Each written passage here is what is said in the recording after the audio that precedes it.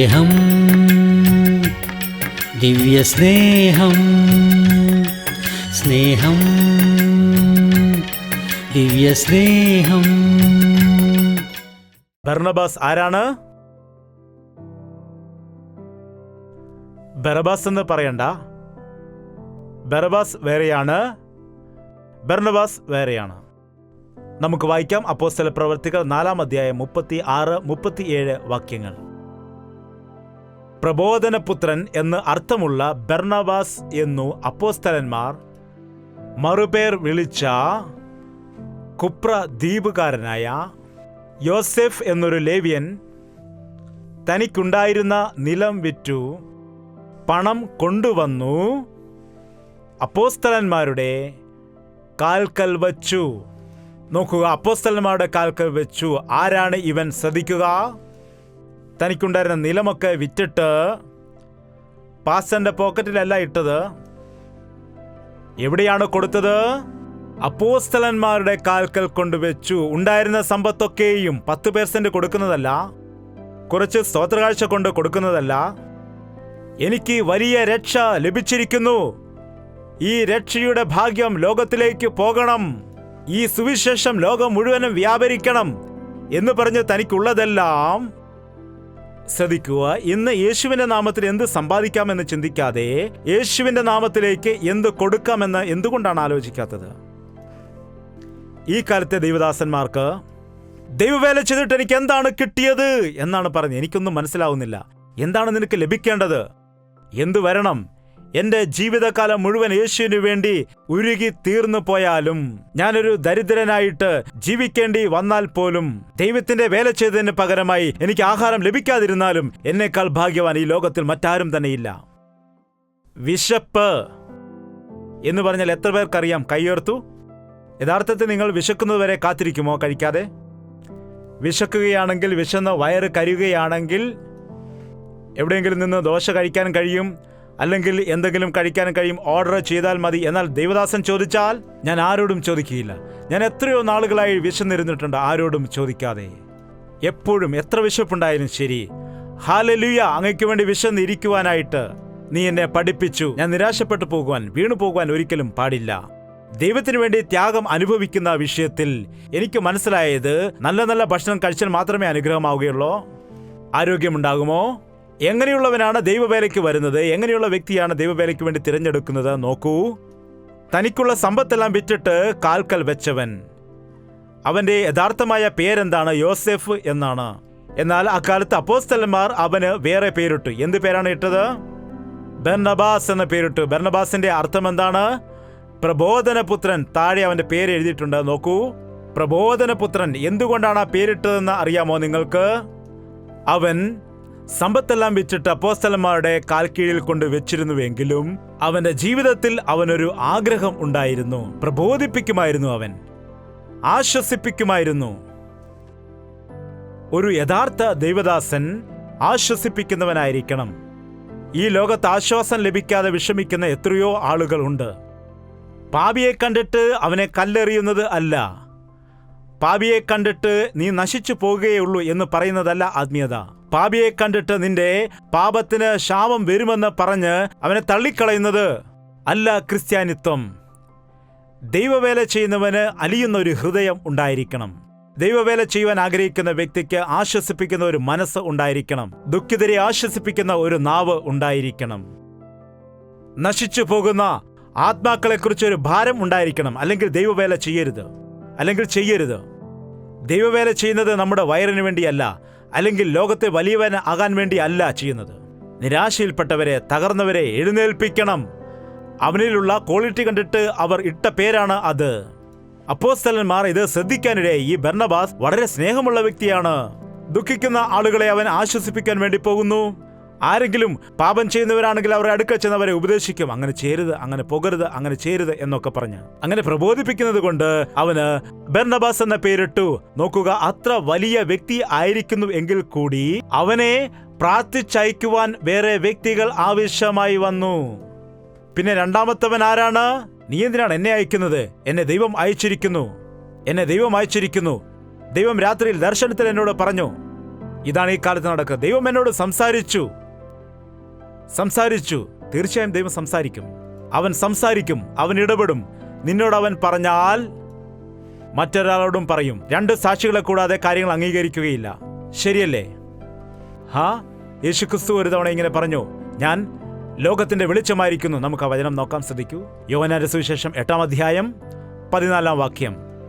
യേശു അവരോട് ഉത്തരം പറഞ്ഞു, ഞാൻ എന്നെക്കുറിച്ച് തന്നെ സാക്ഷ്യം പറഞ്ഞാലും എൻ്റെ സത്യം സാക്ഷ്യം ആകുന്നു. ഞാൻ എവിടെ നിന്ന് വന്നുവെന്നും എവിടേക്ക് പോകുന്നുവെന്നും ഞാൻ അറിയുന്നു. നിങ്ങളോ ഞാൻ എവിടെ നിന്ന് വന്നുവെന്നും എവിടേക്ക് പോകുന്നുവെന്നും അറിയുന്നില്ല.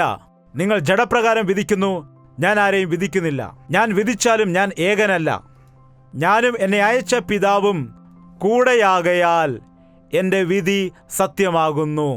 2 മനുഷ്യരുടെ സാക്ഷ്യം സത്യമാകുന്നുവെന്ന് നിങ്ങളുടെ ന്യായപ്രമാണത്തിലും എഴുതിയിരിക്കുന്നുവല്ലോ. എന്നെക്കുറിച്ച് ഞാൻ തന്നെ സാക്ഷ്യം പറയുന്നു. എന്നെ അയച്ച പിതാവും എന്നെക്കുറിച്ച് സാക്ഷ്യം പറയുന്നു. പിതാവ് സാക്ഷ്യം പറയുന്നു, ഞാനും സാക്ഷ്യം പറയുന്നു. വചനം എന്താണോ പറഞ്ഞത് അത് തന്നെ കർത്താവും പറഞ്ഞു. എന്താണ് ഈ കാലത്ത് എന്നോട് ദൈവം സംസാരിച്ചു എന്ന് പറയുന്നവരല്ലാതെ എനിക്ക് വേണ്ടി പ്രാർത്ഥിക്കൂ എന്ന് പറയുന്നവരെ കാണുന്നില്ല. എന്നെ ഉപദേശിക്കൂ എന്ന് പറയുന്നവരെ കാണുന്നില്ല. പൗലോസ് അത്ര വലിയ വ്യക്തിയായിരുന്നെങ്കിൽ കൂടി പൗലോസിന്റെ പേരിന്റെ അർത്ഥം എന്താണ്? ചെറിയവൻ. കർത്താവിൽ വിശ്വസിച്ചു കഴിഞ്ഞ് വലിയ പൗലോസിന് എന്തു പറ്റി? ചെറിയവനായി മാറിയെന്ന്. നാം കർത്താവിൽ വിശ്വസിച്ച് വലിയവരാകുന്നു. എന്താണ്? കർത്താവിൽ വിശ്വസിച്ചുകൊണ്ട് നാം വലിയവരെന്ന് ഭാവിക്കുന്നു. നാം ഏതവസ്ഥയിൽ നിന്നാണ് വന്നത് അത് നാം മറന്നു പോകുന്നു. ഞാൻ ഒരിക്കലും മറക്കില്ല. വേലച്ചേരിയിൽ അക്കാലത്ത് ഒരു പന്തൽ കെട്ടുന്നതിന് വേണ്ടി ആ പന്തലിന്റെ തൂണുപോലും പിടിച്ചത് അന്ന് ഞാൻ തന്നെയായിരുന്നു. തറയിൽ ഇരിക്കേണ്ടതായി വന്നാലും ഞാൻ ഉൾഗ്രാമങ്ങളിൽ പോയിട്ട് സുവിശേഷ വേലയൊക്കെ ചെയ്തിരുന്ന ആ കാലത്ത് എത്ര കഷ്ടത അനുഭവിക്കേണ്ടി വന്നാലും ഇവിടെ വലിയ വലിയ സഭയിൽ ദൈവവേല ചെയ്യുകയും അതുപോലെ തന്നെ ഗ്രാമങ്ങളിൽ പോയിട്ട് ഞാൻ കഷ്ടപ്പെട്ട് കുറേ വർഷങ്ങൾക്ക് മുമ്പ് വരെയും ഞാൻ എല്ലാ വർഷങ്ങളിലും ഗ്രാമങ്ങളിൽ പോയിട്ട് അവിടെ സുവിശേഷ വേല ചെയ്യുമായിരുന്നു, കഷ്ടപ്പെടുമായിരുന്നു. അതുപോലെ ഒരു ദൈവസഭയിൽ ശുശ്രൂഷയ്ക്ക് വേണ്ടി ചെന്നപ്പോൾ ദേവദാസൻ വന്നുവെന്ന് പറഞ്ഞിട്ട് അവർ ഒരു ഒടിഞ്ഞ കസേരയാണ് എനിക്ക് കൊണ്ടു തന്നത്. എവിടെയോ കിടന്ന ഒരു കസേര കൊണ്ട് എനിക്ക് നൽകുകയുണ്ടായി. എന്താണ്? ഹല്ലേലൂയ! ദൈവത്തിന്റെ നാമത്തിനു വേണ്ടി ഉയർന്ന സ്ഥാനത്തിരിക്കുവാനും ഒരുക്കമാണ്, താഴ്ന്ന സ്ഥാനത്തിരിക്കുവാനും ഒരുക്കമാണ്. ആഹാരം കഴിക്കുവാനും ഒരുക്കമാണ്, വിശന്നിരിക്കാനും തയ്യാറാണ്. അത് പൗലോസിന്റെ സ്വഭാവം. അങ്ങനെയുള്ള മനസ്സില്ലാതെ ഇന്ന് അനേകം ആളുകൾ ദൈവവേല ചെയ്യുന്നവരുണ്ട്. ഇത്ര വലിയ ബർന്നബാസും ഇത്ര വലിയ പൗലോസും അവർക്ക് അഭിഷേകം ആവശ്യമായിരുന്നു, സഭയുടെ പ്രോത്സാഹനം ആവശ്യമായിരുന്നു. അവരെ തിരഞ്ഞെടുത്തുകൊണ്ട് അവർക്ക് വേണ്ടി പ്രാർത്ഥിച്ചുകൊണ്ട് പിന്നെ അവർക്ക് 2 സഹായികളെയും കൊടുത്തു. ആരാണ് ആ സഹായികൾ? നമുക്ക് നോക്കാം, വായിക്കാം. 22-ാം വാക്യം. അപ്പോൾ തങ്ങളിൽ ചില പുരുഷന്മാരെ തിരഞ്ഞെടുത്ത് പൗലോസിനോടും ബർന്നബാസിനോടും കൂടെ അന്ത്യോക്യയിലേക്ക് അയക്കണം എന്ന് അപ്പോസ്തലന്മാരും മൂപ്പന്മാരും സർവ്വസഭയും നിർണയിച്ചു.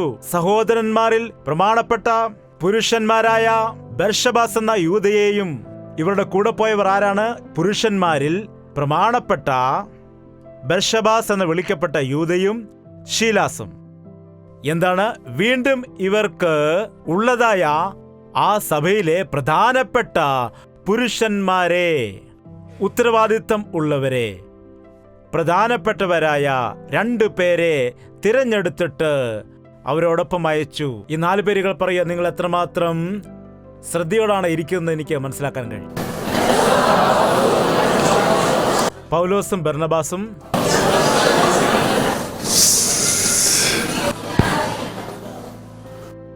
യൂദായും ശീലാസും. നല്ലത്. ഒരു ദൈവദാസൻ ഇപ്രകാരം പറയാനിടയായി. പൗലോസിന്റെ കല്യാണം കഴിഞ്ഞു. പൗലോസിന്റെ ഭാര്യയുടെ പേരാണ് ശീലാസ് എന്നാണ്. പൗലോസും ശീലാസും എന്ന് പറയത്തില്ലേ, അതുകൊണ്ട് ഭാര്യഭർത്തമാണെന്നാണ് വിചാരിക്കുന്നത്. അങ്ങനെ ഭാര്യഭർത്താവും പോയി വേല ചെയ്തെന്നാണ് അവർ വിചാരിക്കുന്നത്.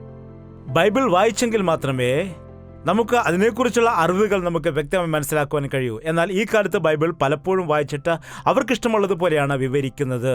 അങ്ങനെ ഇഷ്ടമുള്ളതുപോലെ വിവരിക്കുമ്പോൾ എന്താണ് പറയുന്നത് അറിയാമോ? ആരും പറയാത്ത ഒരു വിഷയമായിരുന്നു പൗലോസിന്റെ കല്യാണത്തെക്കുറിച്ച്. ഒരു ദേവദാസനും ഇതുവരെ ഇതിനെക്കുറിച്ച് പ്രസംഗിച്ചിട്ടില്ല. ഞങ്ങളുടെ ദേവദാസൻ എത്ര വലിയ പ്രസംഗകനാണ്.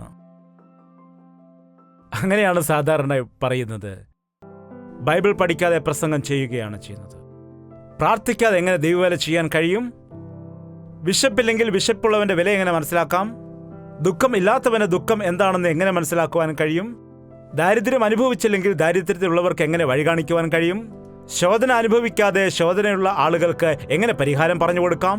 ദൈവത്തിന്റെ പദ്ധതി എന്താണെന്ന് വെച്ചാൽ ദൈവം പ്രസംഗങ്ങൾ ഒരുക്കുന്നതേ ഇല്ല, പ്രസംഗികരെയാണ് ഒരുക്കുന്നത്. ദൈവം ആഗ്രഹിക്കുന്നത് ഒരു പ്രസംഗകൻ ഒരുക്കപ്പെട്ട് തന്റെ ഹൃദയത്തിൽ നിന്ന് വരുന്ന വാക്കുകളെ സംസാരിക്കണം, നെറ്റിൽ നിന്ന് എടുക്കുന്നതല്ല. ഹോശയ, നീ ചെന്നൊരു വേശ്യയെ വിവാഹം കഴിക്കൂ, എന്നാൽ അവൾ നിന്നെ വിട്ടിട്ട് പോകും. അപ്പോൾ നീ വീണ്ടും അവളുടെ അടുക്കലേക്ക് ചെന്ന് അവളോട് അപേക്ഷിച്ചിട്ട് പണം കൊടുത്തിട്ട് അവളെ നീ വീണ്ടും വീണ്ടെടുക്കണം എന്ന് പറയുമ്പോൾ എങ്ങനെയായിരിക്കും പറ? സത്യത്തിൽ വേശ്യ വിവാഹം കഴിക്കുന്നത് തന്നെ വലിയ പ്രശ്നമാണ്. പിന്നെ തിരിച്ചു പോയവളെ വീണ്ടും വിളിച്ചുകൊണ്ട് വന്നിട്ട് വിവാഹം കഴിച്ചാൽ അത് എവിടെയെങ്കിലും നടക്കുന്ന കാര്യമാണോ? നീ അങ്ങനെ ചെയ്യുന്ന ദിവസം നിനക്ക് മനസ്സിലാകും എന്റെ സ്നേഹം എന്താണെന്ന്. ഞാൻ സ്നേഹിച്ച ആളുകൾ എന്നെ വിട്ടുപോയിട്ട് അന്യരുമായിട്ട് ചേർന്ന് ജീവിക്കുന്നു. അവരെ രക്തം കൊടുത്ത് ഞാൻ വിലയ്ക്ക് വാങ്ങിയതാണ്. അവരെ ഞാൻ വിളിച്ചിട്ടും അവർ വരുന്നില്ല. നീ ഈ സന്ദേശം ജനങ്ങളോട് അറിയിക്കണമെങ്കിൽ നിന്റെ ജീവിതത്തിൽ നീ ഇത് അനുഭവിച്ചെങ്കിൽ മാത്രമേ നീ പറയുന്ന സന്ദേശത്തിന് ഒരു ആഴമുണ്ടാകൂ, ഒരു വിലയുണ്ടാകൂ എന്ന്. യെഹെസ്കേലിനോട് പറഞ്ഞു, നീ ചെല്ലുമ്പോഴേക്കും നിന്റെ ഭാര്യ മരിച്ചു പോകും, പക്ഷെ കരയരുത്. ഭാര്യ മരിച്ചാൽ കരയാതിരിക്കുമോ? നീ കരയുവാൻ പാടില്ലെന്ന് പറഞ്ഞു. കരയുന്ന സമയത്ത് ദുഃഖം വെളിയിൽ പോകാനിടയാകും. കരയുന്നില്ല എങ്കിൽ ആ ദുഃഖം സഹിക്കുവാൻ കഴിയാതെയായിരിക്കും. കരച്ചിൽ എന്തിനാണ് ദൈവം തന്നതെന്ന് ചോദിച്ചാൽ, ഒരു കുഞ്ഞു ജനിക്കുമ്പോൾ തന്നെ കരയുന്നു. വയറ്റിൽ കിടന്ന് കരഞ്ഞാൽ കേൾക്കുകയില്ലല്ലോ. ആ അമ്മയുടെ വയറ്റിൽ ആ കുഞ്ഞ് കിടന്ന് എപ്പോൾ പുറത്തു വരാൻ കഴിയും, എപ്പോൾ പുറത്തു വരാൻ കഴിയും, എപ്പോൾ പുറത്തു വരാൻ കഴിയുമെന്ന് ആലോചിച്ച് അവസാനം വെളിയിലേക്ക് വരുന്ന സമയത്ത് അപ്പോൾ കരയുന്നില്ലെങ്കിൽ എന്താണ് ചെയ്യുന്നത്? ഒരൊറ്റ അടി കൊടുക്കും. ഈ കാലത്ത് ആരും കരയുന്നില്ല, നേരത്തെ കരയുമായിരുന്നു. യഥാർത്ഥത്തിൽ പ്രാർത്ഥനാ കൂട്ടായ്മയിൽ പോലും ആരും കരയുന്നില്ല. ഈ കൂട്ടായ്മകളിൽ നാം കൂടി വന്നിരുന്ന പല സ്ഥലത്തിലെ മീറ്റിങ്ങുകളിൽ ഉണർവ് ഉണ്ടായതായ സമയത്ത് ജനങ്ങൾ എത്രമാത്രം കരഞ്ഞു എന്നറിയാമോ? അവരുടെ കണ്ണുകൾ ചുവന്ന് തുടുക്കുവാൻ ഇടയായി. അവർ താഴെയിരുന്ന് കരഞ്ഞ സമയത്ത് അവരുടെ കണ്ണുനീർ വീണിട്ട് അവരുടെ വസ്ത്രങ്ങൾ പോലും നനഞ്ഞിരുന്നു. കണ്ണുനീർ കൊണ്ട് അവന്റെ പാദങ്ങൾ കഴുകി തലമുടി കൊണ്ട് തുടച്ചു എന്ന് പറയുമ്പോൾ ജനങ്ങൾക്ക് അത്രയും മനസ്സിലാകുന്നില്ല. എന്നാൽ ആ ഭാരത്തോടു കൂടിയുള്ള ദൈവത്തോടുള്ള സ്നേഹത്തിന്റെയും നന്ദിയുടെയും പ്രകാശമായിട്ടുള്ളതായ കരച്ചിൽ, ദൈവത്തോടുള്ള സ്നേഹത്തെ മനസ്സിലാക്കുമ്പോൾ പശ്ചാത്താപത്തോട് വരുന്നതായ കണ്ണുനീർ, മഴ കഴിഞ്ഞ മാനം എത്രമാത്രം തെളിയുന്നു എന്ന് നിങ്ങൾക്കറിയാമോ? നിങ്ങൾ അത്രയും ഭാരത്തോടുകൂടി കർത്താവിന്റെ സന്നിധിയിൽ കരഞ്ഞു കഴിയുമ്പോൾ നിങ്ങളുടെ മനസ്സ് എത്രമാത്രം ശാന്തമായി മാറുമെന്നറിയാമോ? നിങ്ങളുടെ ആത്മീയ ജീവിതം എത്രമാത്രം കഴുകപ്പെടുമെന്നറിയാമോ? ഈ കാലത്ത് അത് കാണുന്നില്ല. എല്ലാവർക്കും സ്റ്റൈലായിരിക്കുകയാണ്. എല്ലാവരും പോക്കറ്റിൽ ടിഷ്യൂ പേപ്പർ കൊണ്ടു നടക്കുന്നു. നേരത്തെ എല്ലാവരും ഏറ്റവും കുറഞ്ഞ തൂവാലെങ്കിലും കൊണ്ടുവരാം. ഇപ്പോൾ എല്ലാവരും എന്താണ്? ടിഷ്യൂസ് ആണ്. മുക്കിയിട്ട് ഇങ്ങനെ ചെയ്യുന്നത് കൊണ്ട് എന്താണ് പറ്റിയെന്നറിയാമോ? ഇന്ന് ഏറ്റവും കൂടുതൽ ഡിപ്രഷൻ കൂടിയിരിക്കുന്നു. കാരണം ദുഃഖം അകത്ത് തന്നെ ഇരിക്കുന്നു, വെളിയിലേക്ക് വരുന്നില്ല. അകത്ത് സമ്മർദ്ദത്തിലായിരിക്കുന്നു നിന്റെ മനസ്സ്. നിന്റെ രക്തസമ്മർദ്ദം, BP, ഷുഗർ, തൈറോയിഡ്, അങ്ങനെ ഈ കാലത്തുള്ള മനുഷ്യർക്ക് പലതരത്തിലുള്ള രോഗങ്ങളാണ്. മനസ്സിന് സമാധാനമില്ല, വിഷാദം, സാഡിസ്റ്റായി പോവുകയാണ്. വസ്ത്രം ധരിക്കട, എന്തിനാണ്? തലതുവർത്ത് മോനെ, എന്തിനാണ്? കോളേജിൽ പോകടാ നീ, എന്തിനാണ്? ഇവൻ നല്ലവണ്ണം വസ്ത്രം ധരിക്കുകയുമില്ല, മറ്റുള്ളവനെ ധരിക്കുവാൻ അനുവദിക്കുകയുമില്ല. ഇവനത് ഇടുകയുമില്ല, മറ്റുള്ളവൻ ഇടാൻ സമ്മതിക്കുകയുമില്ല. ഇവൻ തിന്നുകയില്ല, മറ്റുള്ളവരെ തീറ്റിക്കുകയുമില്ല. ഇങ്ങനെയുള്ള ആളുകൾ നമ്മുടെ ഇടയിൽ കൂടിയിരിക്കുന്നു. നിങ്ങളുടെ ഭവനത്തിൽ അങ്ങനെയുള്ളവരുണ്ടോ? തീർച്ചയായും കാണും. കാരണം എന്താണ്? നിങ്ങളുടെ മനസ്സിലുള്ള കോപത്തെ കളയുക, നിന്റെ മനസ്സിലുള്ള ദേഷ്യത്തെ കളയുക, നിന്റെ മനസ്സിലെ അസൂയ കളയുക. കയ്യിനെ, നീ എന്തുകൊണ്ടാണ് നിന്റെ സഹോദരനോട് നീ കോപിക്കുന്നത്? പാപം നിന്റെ പടിവാതിൽക്കൽ കിടക്കുമെന്ന് കർത്താവ് പറയാനിടയായി. അവൻ ദൈവത്തെ കേട്ടില്ല, അനുസരിച്ചില്ല. അതുകൊണ്ടാണ് അവസാനം കുലപാതകിയായി മാറാനിടയായത്. ദൈവത്തിന്റെ വേല ചെയ്യണമെങ്കിൽ നിന്റെ ഹൃദയത്തിൽ നിനക്ക് അനുഭവം ഇല്ലാതെ നീ കുറിച്ച് ബഹളം വയ്ക്കുകയാണെങ്കിൽ എന്താണ്? വലിയ ശബ്ദമുണ്ടാക്കിക്കൊണ്ട് ഉച്ചത്തിൽ സംസാരിച്ചുകൊണ്ട് ആർട്ടിഫിഷ്യലായിട്ട് ഏതോ രീതിയിൽ ഒരു ഉണർവിനെ കൊണ്ടുവരാൻ വേണ്ടി നീ പരിശ്രമിക്കുകയല്ലാതെ ഹൃദയത്തിൽ നിന്ന് വരുന്നതായ വാക്കുകൾ, ഹൃദയത്തിൽ നിന്ന് വരുന്ന സ്നേഹത്തിൻ്റെതായിരിക്കുന്ന വാക്കുകൾ, പരിശുദ്ധാത്മാവിന്റെ സ്നേഹത്തോടെയുള്ളതായ വാക്കുകളെ പാറ പോലുള്ള ഹൃദയത്തെ തകർക്കുന്നതാണ്. അവൻ പറയുന്നു, എന്റെ വചനം തീ പോലെയും പാറയെ തകർക്കുന്ന ചുറ്റിക പോലെയുമാകുന്നു. കഠിനമായ ഹൃദയങ്ങളെ അലിയിക്കാൻ കഴിയുന്നതാണ് ക്രിസ്തുവിന്റെ സുവിശേഷം. ജോൺ വെസ്ലി എന്ന ദൈവീയ ഭക്തൻ തന്റെ ശിഷ്യന്മാരെ അയച്ചിട്ട് പറയാനിടയായി, നിങ്ങൾ പോയി സുവിശേഷം പ്രസംഗിക്കുക. നിങ്ങൾ പ്രസംഗിക്കുന്ന സമയത്ത് ജനം മാനസാന്തരപ്പെടും. അല്ലെങ്കിൽ അവർ തിരിച്ചു നിങ്ങളെ ഉപദ്രവിക്കും. ഇതിൽ രണ്ടിൽ ഒന്ന് നടന്നാൽ യഥാർത്ഥമായ ഉണർവ് നടക്കുമെന്ന് പറഞ്ഞു. അവർ പശ്ചാത്തപിച്ച് മാനസാന്തരപ്പെടണം, അല്ലെങ്കിൽ നിന്നെ തല്ലിയിട്ട് അവിടുന്ന് ഓടിക്കണം. അതുമില്ലാതെ ഇതുമില്ലാതെ അവരെ സന്തോഷിപ്പിച്ച് സുഖിപ്പിച്ച് സംസാരിക്കുകയാണെന്ന് വിചാരിക്കുക. ആ വചനങ്ങൾ ഒന്നും തന്നെ അവരുടെ ഹൃദയത്തിൽ കയറില്ല. വിളി ലഭിക്കാതെ, അഭിഷേകം ലഭിക്കാതെ, ദൈവദാസന്മാരാൽ നടത്തപ്പെടാതെ നിനക്ക് ദൈവവേല ചെയ്യുവാൻ കഴിയുകയില്ല. അവൻ്റെ ബലമുള്ള കരത്തിൽ താണിരിപ്പീൻ. ഞാൻ 10 വർഷങ്ങളോളം ബൈബിൾ ട്രെയിനിങ് ചെയ്തിട്ടും ഒരു സാക്ഷ്യം പോലും പറയുവാൻ എനിക്ക് ദൈവദാസന്മാർ അവസരം തന്നില്ല. എൻ്റെ പേര് വിളിച്ചിട്ട് ഒരു സ്ഥലത്ത് പോലും പ്രസംഗിക്കാൻ എന്നെ വിട്ടിട്ടില്ല. 10 വർഷം ട്രെയിനിങ് കഴിഞ്ഞിട്ട് പോലും എനിക്ക് ഒരുപാട് സങ്കടം ഉണ്ടായിരുന്നു. എനിക്കത്രയും കഴിവില്ലാത്തത് കൊണ്ടാണോ? അതിനു മുമ്പ് തന്നെ 3-4 സ്ഥലങ്ങളിൽ ചെന്ന് ഞാൻ സഭകൾ സ്ഥാപിച്ചിരുന്നു. കാരണം എന്താണെന്ന് വെച്ചാൽ എനിക്ക് സുവിശേഷ ഭാരമുള്ളത് കൊണ്ട് ആരും പറഞ്ഞില്ലെങ്കിലും ഞാൻ അങ്ങനെയാണ് ചെയ്തത്. എന്നാൽ ഞാൻ ഇതിനെക്കുറിച്ച് ഓർത്ത് ദുഃഖിച്ചപ്പോൾ കർത്താവ് എനിക്കൊരു വചനം നൽകി. നീ അവന്റെ ബലമുള്ള കരത്തിൽ താഴ്ന്നിരിക്കുക. തക്ക സമയത്ത് അവൻ നിന്നെ ഉയർത്താനിടയാകും. 30 വയസ്സ് ആകുന്നതുവരെ അനാഥനെ പോലെയായിരുന്നു. വിവാഹം കഴിഞ്ഞ് 3-4 വർഷം വരെയും ഞാൻ ദൈവവേലയിൽ അനാഥനെ പോലെയായിരുന്നു. ഒരു പ്രദേശത്ത് മാത്രം വർക്ക് ചെയ്തു. എന്നാൽ ഈ ദിവസം നോക്കിയാൽ അവന്റെ പദ്ധതി, അവന്റെ ഉദ്ദേശങ്ങൾ അതിശയിക്കുന്ന രീതിയിലാണ്.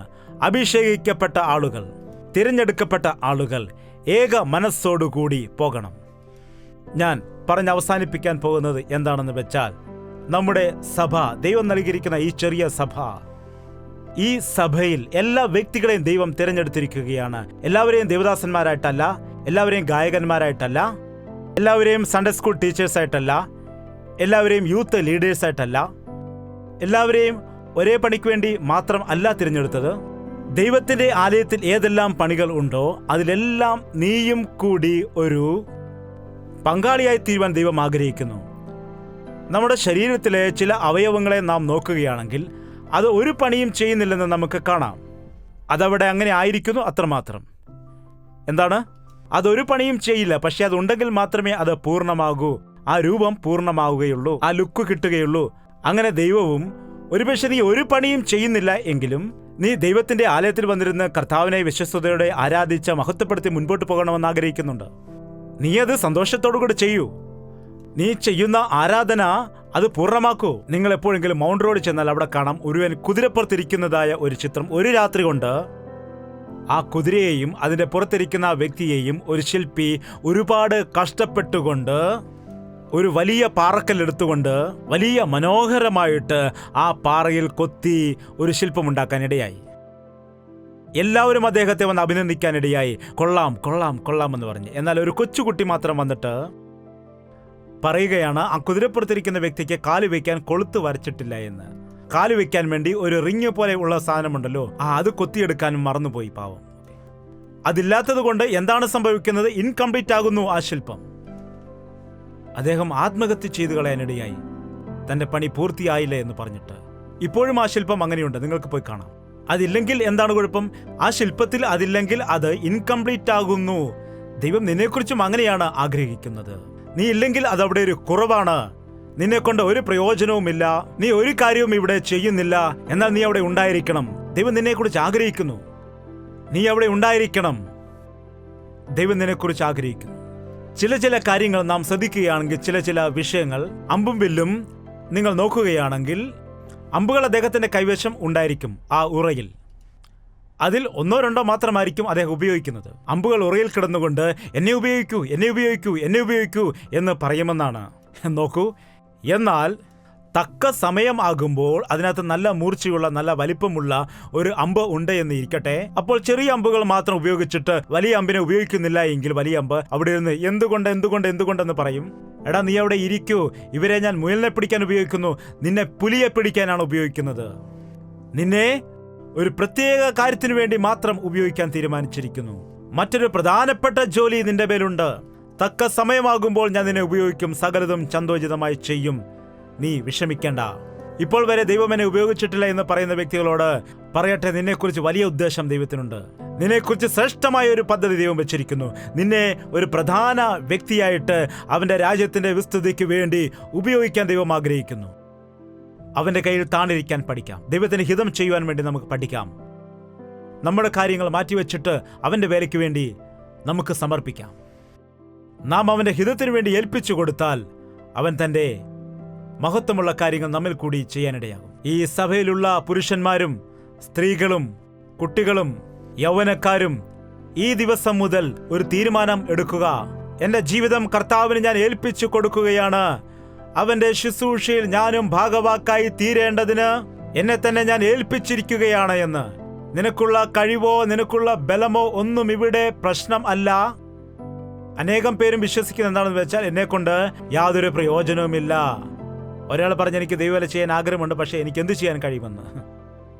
ഞാൻ മറുപടിയായി പറഞ്ഞു, നിങ്ങളെക്കൊണ്ട് എന്തും ചെയ്യാൻ സാധിക്കും.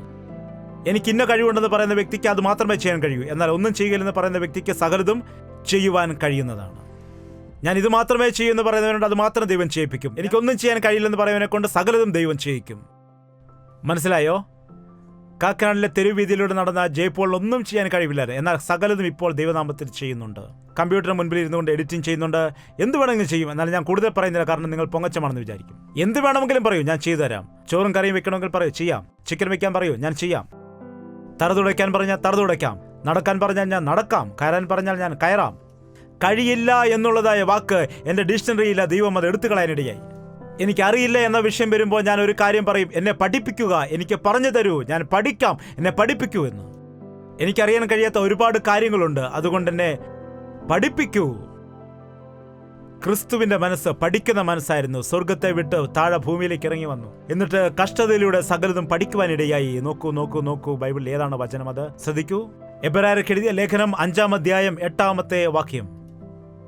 പുത്രൻ എങ്കിലും താൻ അനുഭവിച്ച കഷ്ടങ്ങളാൽ അനുസരണം പഠിച്ചു തികഞ്ഞവനായി. താൻ അനുഭവിച്ച കഷ്ടങ്ങളാൽ അനുസരണം പഠിക്കുവാനിടയായി. 7-ാമത്തെ വാക്യം കൂടെ വായിക്കാം. ക്രിസ്തു തന്റെ ഐഹിക ജീവിതകാലത്തു തന്നെ മരണത്തിൽ നിന്ന് രക്ഷിപ്പാൻ കഴിയുന്നവനോട് ഉറച്ച നിലവിളിയോടും കണ്ണുനീരോടും കൂടെ അപേക്ഷയും യാചനയും കഴിക്കുകയും ഭയഭക്തി നിമിത്തം ഉത്തരം ലഭിക്കുകയും ചെയ്തു. അവൻ കണ്ണുനീരോടുകൂടി പ്രാർത്ഥിച്ചു എന്നാണ്. അപ്പോൾ ദൈവം അവനെ അംഗീകരിക്കുവാനിടയായി, സ്വീകരിക്കാനിടയായി. മനുഷ്യൻ അംഗീകരിക്കുന്നതല്ല, ദൈവത്തിനാണ് നമ്മെ സമർപ്പിക്കേണ്ടത്, മനുഷ്യന് വേണ്ടി അല്ല. ദൈവമാണ് നമ്മെ തിരഞ്ഞെടുക്കേണ്ടത്, നാമല്ല നമ്മെ തന്നെ തിരഞ്ഞെടുക്കേണ്ടത്. ദൈവത്തിനാൽ അയക്കപ്പെട്ട വ്യക്തി പിതാവായ ദൈവത്തിനാൽ യേശുക്രിസ്തു അയക്കപ്പെടാനിടയായി. അവൻ എന്നെയും നിന്നെയും സകല ലോകത്തിലേക്കും അയക്കാൻ ആഗ്രഹിക്കുന്നു. കർത്താവേ, നിന്റെ ഹിതപ്രകാരം നിന്റെ ഇഷ്ടപ്രകാരം എന്നെയും ഈ ചെറിയ സഭയിൽ ഉപയോഗിക്കണമേ എന്ന് പറഞ്ഞുകൊണ്ട് നമ്മെ തന്നെ ഏൽപ്പിച്ചു കൊടുക്കാം. എല്ലാവരും എഴുന്നേറ്റ് നിൽക്കുക, നമുക്ക് ഒരുമിച്ച് പ്രാർത്ഥിക്കാം. ഒരു നിമിഷം കണ്ണുകൾ അടച്ചുകൊണ്ട് കർത്താവിനോട് പറയൂ, ഞാനും നിന്റെ പദ്ധതിയിൽ ഉണ്ടല്ലോ കർത്താവേ, എന്നെയും നീ തിരഞ്ഞെടുത്തിരിക്കുന്നുണ്ടോ ദൈവമേ? കണ്ണുകൾ അടച്ച് വായി തുറന്ന് കർത്താവിനോട് പ്രാർത്ഥിക്കുക. വളരെ സീരിയസ് ആയിട്ട് പ്രാർത്ഥിക്കുക. ഈ ദിവസം കർത്താവ് നിന്നോട് പറയുന്നു, ഞാൻ നിന്നെ തിരഞ്ഞെടുത്തിരിക്കുന്നു, എന്നാൽ നീ എനിക്ക് സമർപ്പിക്കുമോ? ബർന്നബാസും പൗലോസും സമർപ്പിച്ചതുകൊണ്ടാണ് ഞാൻ ഉപയോഗിച്ചത്. എന്റെ ഹിതവും എന്റെ ഉദ്ദേശവും എന്റെ പദ്ധതിയും അവരുടെ മേലും അവരുടെ ശുശ്രൂഷയുടെ മേലും നിറവേറ്റുവാൻ ഇടയായി. നിന്നെയും എന്റെ വേലയ്ക്ക് വേണ്ടി ഞാൻ തിരഞ്ഞെടുത്തിരിക്കുന്നു, വേർതിരിച്ചിരിക്കുന്നു, അതിലൊരു സംശയവുമില്ല. എന്നാൽ നീ ഏൽപ്പിച്ചു കൊടുക്കുന്നുവോ? ദൈവത്തിന് നിന്നെ തന്നെ സമർപ്പിച്ചു കൊടുക്കുന്നുവോ? എത്ര നാൾ നീ ഇങ്ങനെ മാറി നടക്കും? എത്ര കാലം നീ പിന്നിൽ വന്നിരിക്കും? എത്ര കാലം പിന്നിൽ വന്നിരുന്നിട്ട് എഴുന്നേറ്റ് പോകും? നിന്നെ കൊണ്ടൊന്നിനും കഴിയില്ല എന്ന് നീ എത്ര കാലം ഇനിയും പറഞ്ഞു നടക്കും? നീ കഴിവില്ലാത്തവനാണെന്ന് നീ ചിന്തിക്കും. എന്നാൽ ഇന്ന് കർത്താവ് പറയുന്നു, കർത്താവ് നിന്നെ എന്നോ തിരഞ്ഞെടുത്തതാണ്, നിന്നെ കണ്ട ദൈവമാണ്. നീ സമർപ്പിക്കുന്നതിന് വേണ്ടി അവൻ കാത്തു നിൽക്കുകയാണ്. 2 കരങ്ങൾ മുകളിലേക്ക് ഉയർത്തി നമുക്ക് പ്രാർത്ഥിക്കാം. പരിശുദ്ധനായ സ്നേഹമുള്ള പിതാവേ, ഒരിക്കൽ കൂടി ഞങ്ങളെ നോക്കണമേ ദൈവമേ. നിന്റെ വേലയിലായിരിക്കുന്നവരെ നീ നോക്കണമേ. സഭയുടെ എല്ലാ കാര്യങ്ങളും ചെയ്യുന്ന വ്യക്തികളെ നീ ദർശിക്കുമാറാകണമേ. ഈ പ്രാർത്ഥനയിൽ ഒരുമിച്ചിരിക്കുന്നതായ ഞങ്ങളെ എല്ലാവരെയും നീ തിരഞ്ഞെടുത്ത ദൈവമാണ്, നീ നിയമിച്ചതാണ്. നിന്റെ പദ്ധതിയിൽ ഞങ്ങളായിരിക്കുന്നു, ഞങ്ങളത് വിശ്വസിക്കുന്നു. ഈ വചനം കേൾക്കുന്നവർ എത്ര ദൂരത്തായാലും അവരായിരിക്കുന്ന സ്ഥലത്ത് നിന്റെ സാക്ഷികളായി പ്രകാശിക്കുവാൻ നീ സഹായിക്കുമാറാകണമേ. നിന്നെ മഹത്വപ്പെടുത്തുവാൻ അവരെ സഹായിക്കണമേ. നിന്നാൽ അഭിഷേകിക്കപ്പെടാൻ സഹായിക്കണമേ. അവരായിരിക്കുന്ന സ്ഥലങ്ങളിൽ നിന്റെ ഉത്തമ സാക്ഷികളായി നിൽക്കുവാൻ അവരെ സഹായിക്കണമേ. ഹോസ്പിറ്റലുകളിൽ രോഗികൾ കുമിഞ്ഞു കൂടുകയാണ്. ഒരുപാട് സ്ഥലങ്ങളിൽ തെരുവോരങ്ങളിൽ അനേകം ആളുകൾ ഒരു നേരം ഭക്ഷണം പോലുമില്ലാതെ കണ്ണുനീരൊഴുക്കുന്നവരുണ്ട്. അവർക്ക് നിന്റെ സ്നേഹം പങ്കുവയ്ക്കാൻ ഞങ്ങളെല്ലാം സഹായിക്കണമേ. അനേകം വിജന പ്രദേശങ്ങളിൽ, ഉൾനാടുകളിൽ താമസിക്കുന്നവർക്ക് യേശുവിന്റെ സ്നേഹം പറയുവാന് അനേകം സുവിശേഷകന്മാരെ എഴുന്നേൽപ്പിക്കണമേ. ഞങ്ങൾക്ക് ട്രൈബൽ മിനിസ്ട്രി നൽകണമേ, വില്ലേജ് മിനിസ്ട്രി നൽകണമേ. ആരും കടന്നു ചെല്ലാത്ത ഗ്രാമങ്ങളിൽ സുവിശേഷകന്മാർ ചെന്നിട്ട് അനേകരെ മാനസാന്തരപ്പെടുത്തുന്നുണ്ട്. എന്നാൽ കർത്താവിൻ്റെ അടുക്കേക്ക് പോകാൻ കഴിയാതെ, ഒന്നും ചെയ്യുവാൻ കഴിയാത്ത അനേകം ആളുകൾ ഓരോരോ സ്ഥലങ്ങളിൽ ജീവിക്കുന്നുണ്ട്. അയക്കപ്പെട്ട ആളുകൾ അങ്ങനെയുള്ള സ്ഥലങ്ങളിലേക്ക് ചെന്ന് നിന്റെ നാമത്തെ മഹത്വപ്പെടുത്തുവാൻ അവർക്ക് കൃപ കൊടുക്കണമെന്ന്, അതിനെ അവരെ സഹായിക്കണമെന്ന് പ്രാർത്ഥിക്കുന്നു. നിന്റെ മുൻപിൽ അവർ നിൽക്കുമ്പോൾ എൻ്റെ വിശ്വസ്തദാസനെ, എൻ്റെ യജമാനന്റെ സന്തോഷത്തിൽ ഭാഗവാക്കാകാൻ പറഞ്ഞതുപോലെ നിന്നിൽ സന്തോഷിച്ചുകൊണ്ട് നീ നൽകുന്ന പ്രതിഫലത്തെ പ്രാപിക്കാൻ ഞങ്ങൾക്ക് സഹായിക്കണമെന്ന് ഞങ്ങളോട് കൂടി ഉണ്ടായിരിക്കുന്ന ദൈവമേ, നിന്റെ അഭിഷേകത്താൽ ഞങ്ങളെല്ലാം അയക്കണമെന്ന് യേശുക്രിസ്തുവിന്റെ നാമത്തിൽ അപേക്ഷിക്കുന്നു പിതാവേ. ആമേൻ. യേശുവേ യേശുവേ യേശുവേ യേശുവേ യേശുവേ യേശുവേ യേശുവേ യേശുവേ. നിന്നെ നിന്നെ എന്നും ഞാൻ സേവിക്കും, നീ മാത്രം രാജാവെന്നും. നിന്നെ നിന്നെ എന്നും ഞാൻ സേവിക്കും, നീ മാത്രം രാജാവെന്നും.